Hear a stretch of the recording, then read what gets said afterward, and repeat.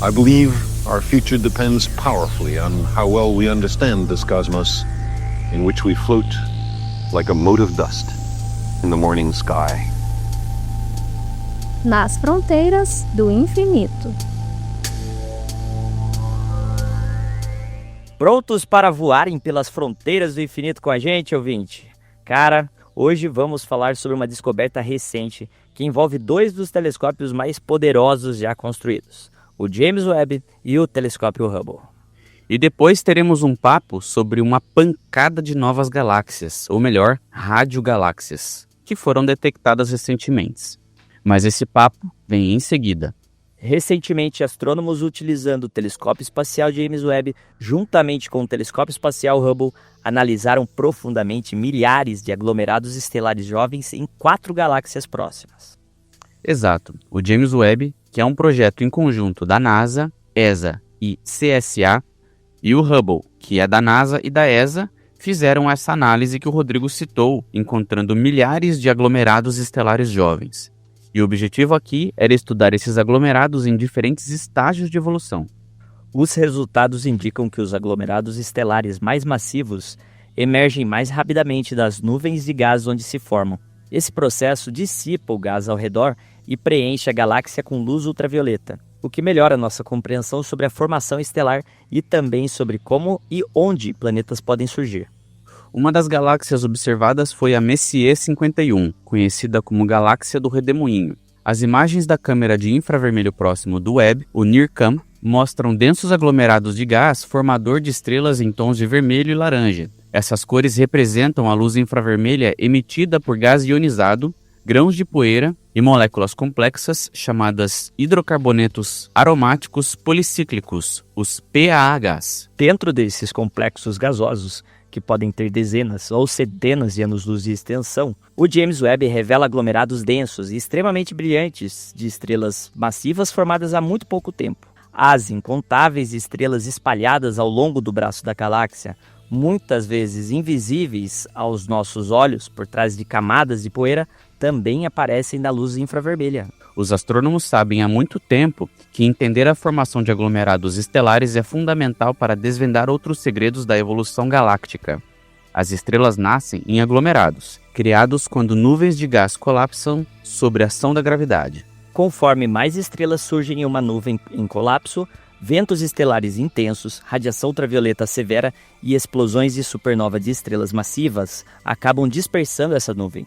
Isso encerra a formação estelar antes que todo o gás seja consumido. Quando a nuvem de gás onde o aglomerado nasceu desaparece, a luz do aglomerado pode incidir sobre outras regiões formadoras de estrelas na galáxia. Esse processo é chamado de retroalimentação estelar e significa que a maior parte do gás em uma galáxia nunca chega a ser usada na formação de estrelas. Estudos das regiões de formação estelar mais próximas, na Via Láctea e nas galáxias anãs que as orbitam, permitem dissecar aglomerados nos menores detalhes. No entanto, nossa posição dentro do disco da galáxia limita a visão e apenas algumas dessas regiões podem ser observadas. Ao observar galáxias próximas, os astrônomos podem examinar milhares de regiões formadoras de estrelas e caracterizar populações inteiras de aglomerados em muitos estágios de evolução. Isso só se tornou possível graças aos telescópios espaciais, em especial ao Hubble. O desenvolvimento da astronomia infravermelha permitiu afastar as cortinas gasosas que ainda escondem os aglomerados mais jovens. Mas algumas questões permaneciam, como quando um aglomerado estelar se forma, o que determina quanto tempo leva para dispersar sua nuvem natal e começar a irradiar ultravioleta pela galáxia. Agora o estado da arte avançou com o Hubble e o James Webb trabalhando juntos para fornecer uma visão de amplo espectro de milhares de aglomerados estelares jovens. Uma equipe internacional analisou imagens de 4 galáxias próximas, a Messier 51, Messier 83, NGC 4449 e NGC 628, todas provenientes do programa de observação chamado FEAST, F-E-A-S-T. Os resultados publicados na Nature Astronomy mostram que são os aglomerados estelares mais massivos que dissipam seu invólucro gasoso mais rapidamente e começam a iluminar a galáxia mais cedo do que o esperado. A equipe identificou quase 9.000 aglomerados nas 4 galáxias, em diferentes estágios evolutivos. Havia aglomerados jovens começando a emergir de suas nuvens natais de gás, aglomerados que já haviam dispersado parcialmente o gás, ambos observados pelo James Webb, e aglomerados completamente desobstruídos na luz visível e identificados pelo Hubble. Com a capacidade do Webb de observar o interior das nuvens de gás, os pesquisadores puderam estimar a massa e a idade de cada aglomerado a partir do seu espectro de luz. Os aglomerados mais massivos emergiram completamente e dispersaram as nuvens de gás após cerca de 5 milhões de anos. Já os aglomerados menos massivos levaram entre 7 e 8 milhões de anos para emergir de seus berçários estelares. Essa diferença de 2 a 3 milhões de anos é crucial para entender a retroalimentação estelar em escala galáctica. A pesquisadora Angela Adamo, da Universidade de Estocolmo e do Centro Oskar Klein, na Suécia, autora principal do estudo e responsável pelo programa FAST, explicou que simulações de formação estelar e retroalimentação têm dificuldade em reproduzir como os aglomerados se formam e emergem de suas nuvens natais. Esses resultados fornecem novas e importantes restrições sobre esse processo. Aglomerados estelares massivos, com sua abundância de estrelas quentes, naturalmente emitem a maior parte de gás ultravioleta das galáxias. Esse trabalho confirma que eles também têm uma vantagem inicial na produção de retroalimentação estelar em relação a aglomerados menos massivos. Saber onde e quando essa retroalimentação é mais intensa ao longo da vida de uma galáxia permite aos astrônomos prever melhor como o combustível para a formação estelar é redistribuído pela galáxia e, consequentemente, como as estrelas e aglomerados tendem a se formar. Uma imagem de Messier 51 mostra um complexo formador de estrelas em um dos braços espirais, com quase 800 anos-luz de extensão. A M51 está localizada a cerca de 27 milhões de anos-luz da Terra. A densa nuvem de gás aparece em tons de vermelho e laranja, representando a luz infravermelha emitida por gás ionizado, poeira e PAHs. Muitos dos pontos brilhantes visíveis dentro das nuvens são aglomerados estelares. As estrelas jovens massivas, em seu interior, emitem radiação intensa sobre as nuvens de gás ao redor, criando uma iluminação em tom ciano observada nas imagens. Eventualmente, a combinação de radiação, vento estelar e explosões de supernovas das estrelas mais massivas dispersará as nuvens de gás, encerrando a formação estelar naquela região de M51. Esse ciclo de nascimento e morte é o que esculpe as galáxias que vemos hoje. As teorias sobre formação de planetas também são impactadas por essa pesquisa. Quanto mais rapidamente o gás é dissipado dentro de um aglomerado estelar, mais cedo os discos protoplanetários ao redor das estrelas ficam expostos à intensa radiação ultravioleta das outras estrelas.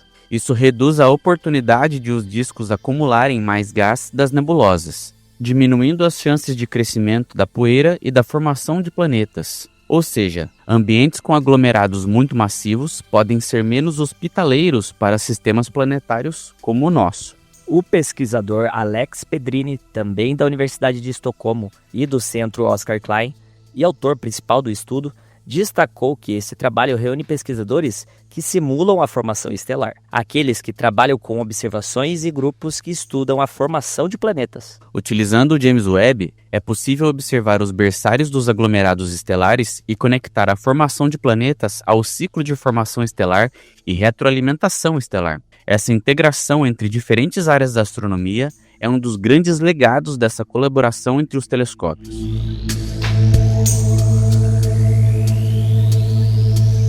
E antes de prosseguirmos, Marco, vale lembrar que não são apenas os berçários estelares que revelam estruturas complexas quando observados com a técnica certa. Em outra frente de astronomia, pesquisadores acabam de anunciar a descoberta de mais de 1.000 radiogaláxias que apresentam formas incomuns, algumas delas com estruturas que lembram asas. Esses objetos ampliam uma classe cósmica até então considerada rara. E é isso mesmo, Rodrigo. Uma busca abrangente por essas estranhas radiogaláxias foi realizada utilizando dados da segunda liberação do levantamento LOFAR, 2-Meter Sky Survey. Os astrônomos identificaram 1.024 radiogaláxias com asas recém-descobertas, das quais 621 foram confirmadas como fontes efetivamente aladas. Radiogaláxias são alimentadas por buracos negros supermassivos em acreção que lançam jatos de partículas carregadas em direção oposta. Esses jatos brilham em ondas de rádio e podem se estender por milhões de anos-luz. Alguns desses objetos, porém, possuem formas irregulares, em vez de 2 lóbulos em cada lado do núcleo. Uma classe particularmente interessante é a das galáxias com estruturas distintas em formas de X ou de Z, criadas por um par adicional de lóbulos mais tênues, chamados de asas. Dependendo de como essas asas são ejetadas e organizadas em relação ao par principal de lóbulos, eles assumem a forma de um X ou de um Z. Nas radiogaláxias em forma de X, as asas parecem emergir próximas ao centro da galáxia. Já nas radiogaláxias em forma de Z, elas se ramificam a partir das bordas externas dos lóbulos primários. A origem desses pequenos e estranhos subconjuntos ainda não é completamente compreendida. Mas já existem algumas dicas do que podem ser. As principais teorias incluem uma mudança na orientação dos jatos devido a fusões de buracos negros, a presença de um buraco negro adicional em acreção no centro da galáxia, fluxo de plasma retornando das regiões de pico dos lóbulos de rádio em direção ao núcleo e interações com o gás ao redor sob condições específicas. Para compreender melhor por que e como essas radiogaláxias desenvolvem asas, os pesquisadores precisam encontrar mais dessas fontes e construir um catálogo maior e mais completo. Foi o que fez uma equipe liderada por Soumen Kumar Bera, da Universidade de Xiamen, na China, conduzindo uma busca sistemática utilizando o LOTS, LOTSS-DR2, que contém mais de 4,3 milhões de fontes de rádio. A equipe aplicou um filtro de tamanho para selecionar fontes maiores que metade do tamanho mínimo típico das fontes aladas conhecidas. Isso reduziu os dados para 204.789 fontes, que então foram examinadas visualmente para identificar possíveis estruturas com asas. Das 1.024 galáxias, ou melhor, radiogaláxias identificadas com asas, 403 fontes apresentaram alguma evidência de asas, mas apenas em um lado, ou são muito pequenas ou não são suficientemente visíveis para a confirmação. Entre as confirmadas, 382 são da forma de X e 239 da forma de Z. Esses objetos possuem, em média, cerca de 1,6 milhão de anos-luz de largura. Os pesquisadores também constataram que uma fração da população apresenta tamanhos muito maiores, enquadrando-se em uma categoria especial de radiogaláxias gigantes. Um total de 102 fontes possuem um tamanho linear superior a 0,7 megaparsec, o equivalente a aproximadamente 2,2 milhões de anos-luz, tornando cerca de 16% da população total como candidata às radiogaláxias gigantes. Esse estudo transformou uma subclasse antes rara de galáxias de rádio em uma população significativamente grande, estabelecendo as bases para estudos futuros sobre a origem de suas formas. Ainda assim, as asas nem sempre são claramente visíveis, pois podem ser muito tênues, apenas um par de lóbulos podem ser mais brilhantes, ou a galáxia pode estar inclinada em um ângulo que bloqueia a visão de uma das asas. Esse trabalho apresenta a primeira parte de um estudo mais amplo para buscar mais fontes de rádio com asas. Estudos futuros também irão apresentar as propriedades ópticas e em rádio dessas fontes com maior nível de detalhe. O que liga esses dois temas, Rodrigo, é justamente a capacidade que temos agora de observar estruturas cósmicas em escalas e formas que antes escapavam totalmente à nossa detecção, seja nos berçários estelares do James Webb ou nos jatos de rádio do LOFAR. Exato, Marco. E esse é o valor de levantamentos como o LOTS e observatórios como o LOFAR. Cada nova varredura no céu em comprimentos de ondas diferentes revela uma população até então oculta de objetos que desafia nossas classificações e exige revisões nos modelos teóricos. É como se o universo, quanto mais olhamos, mais formas novas ele nos mostra. Nesse bloco, atravessamos duas fronteiras distintas do conhecimento astronômico, Rodrigo. Primeiro, vimos como aglomerados estelares mais massivos emergem rapidamente de suas nuvens natais, em observações do Hubble e do James Webb, dissipando gás e espalhando luz ultravioleta pelas galáxias em apenas 5 milhões de anos. Depois, nós mergulhamos nos mundos das radiogaláxias com asas, onde mais de 1.000 objetos foram detectados pelo levantamento LOFAR, incluindo centenas de fontes em forma de X e Z, algumas delas com tamanhos que ultrapassam 2 milhões de anos-luz, transformando uma classe até então rara em uma população expressiva. E o que conecta esses dois temas é a importância de observar o universo em múltiplos comprimentos de onda e com diferentes instrumentos. Seja do infravermelho do James Webb, as ondas de rádios do LOFAR, para revelar estruturas e processos que de outra forma permaneceriam ocultos. E assim seguimos investigando desde os berçários estelares onde planetas podem ou não se formar, até os jatos de buracos negros supermassivos que esculpem suas galáxias hospedeiras. Você acabou de ouvir o Centauricast Entre as Estrelas.